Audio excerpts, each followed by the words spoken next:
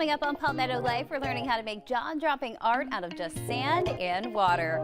Plus, we're celebrating our state snack that packs a healthy punch with a pinch of salt. And Rick Rush is back to recap this week in country music. That's all right now on Palmetto Life.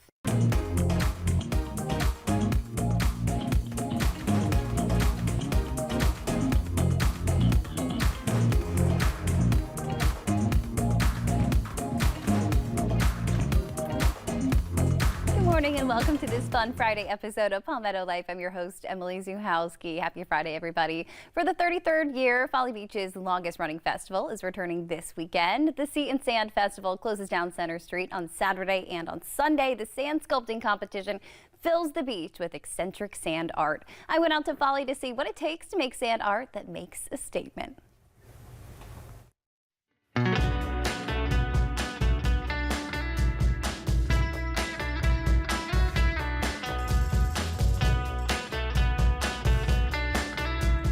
The 33rd annual Folly Beach Sea and Sand Festival is coming up this weekend. And of course, one of the most exciting things about the festival is the sand castle competition. Happens every year. Crowds come out to see these incredible sand sculptors right here on the beach in Folly. So I had to catch up with one of those amazing sand sculptors. This is Everett. And Everett, you have been working on this incredible sculpture behind me. This is a giant sea turtle. Tell me, how long have you been working on this?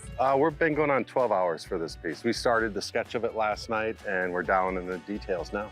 How do you even get into this art form? Because this is something I could never even imagine myself ever being good at. How do you find this hobby and this passion inside of you? Interestingly enough, the first sculpture I ever did out of sand was on Folly Beach about 15 years ago.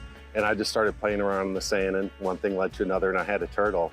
And really to be outside, to be on a place like Folly Beach, and be around such good energy and good vibes, and being able to play in the sand with an excuse was my main motivating factor to get involved in it. It all starts with some sand and water. Just makes it solid.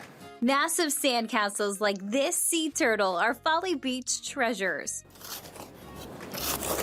Everett White's sand sculpting hobby started small. When my son became old enough, we started making the sand sculptures together.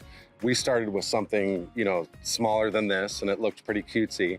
And then they just increased in scale. Now, 15 years later, onlookers can't keep their eyes off his larger-than-life creations that bring even more beauty to the beach. If you get enough water on there, it gives it almost like a cement-like quality. He says the Folly sand adds to the allure.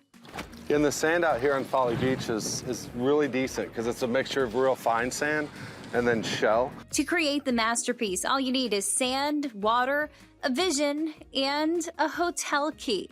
Okay, so if I'm starting this for the first time, I know nothing about this art form. Where do you even begin with all of this? I would recommend maybe working more towards the water, more towards the shoreline, because the sand is going to be wet and really stackable and compact. In this case, we started in the dry sand, and we've been adding water to help it keep its form. Awesome. Okay, what is that card used for?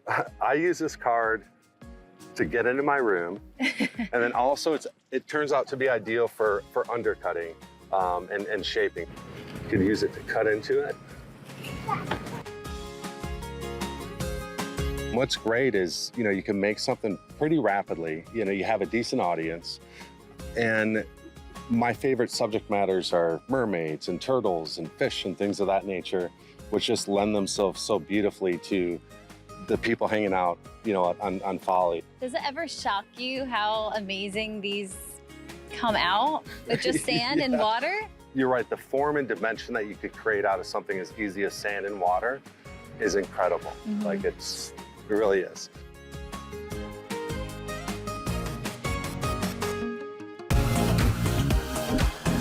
How impressive is that? Did he just use the word easy?